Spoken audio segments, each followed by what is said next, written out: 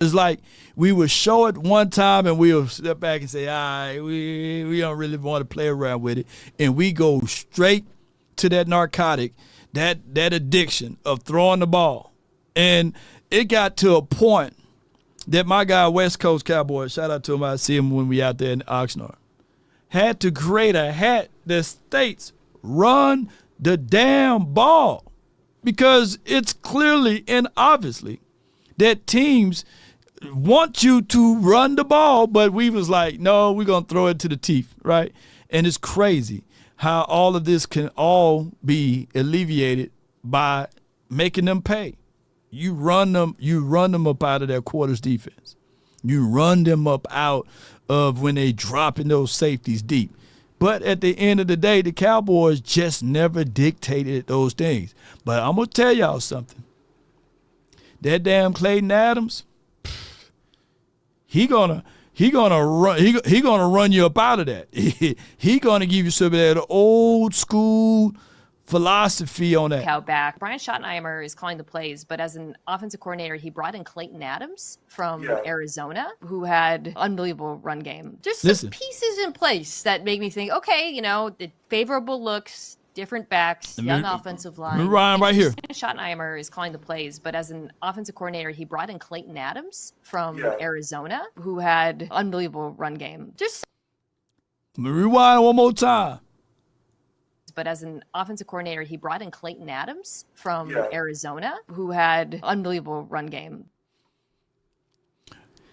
When the last time we heard that over here? When the last time we heard someone say, hey, man, the Cowboys brought in a guy that had unbelievable run game? When the last time we heard those words?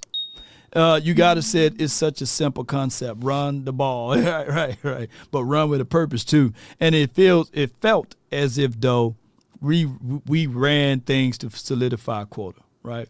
It was like not a lot of substance to our run game. Just some pieces in place that make me think, okay, the favorable looks, different backs, young offensive line, interesting offensive coach who's had success with the run game. But a lot of it does have to do with this young offensive line coming together. How do you see that group playing? All right, so we played that on the other episode, like his thoughts on that. All right, and I want to say this again, and this is no knock or shade at Ezekiel Elliott, by the way. Overall, we had 2.5 great seasons with Ezekiel Elliott. His droppage, if you look at a chart, I used to have a chart up here. His droppage and overall production came once we elevated Kellen Moore as the play caller.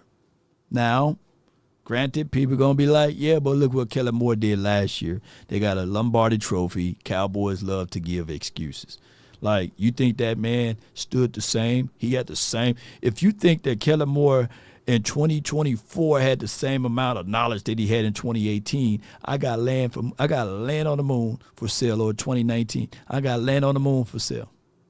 The problem is what I'm trying to get through most people's skull and crack their cranium and fertilize their brain. Let me crack your cranium and fertilize your brain. Is that we had to go through all of the growing pains, all of the mistakes, all of the hiccups, all of the shortcomings. It was on us.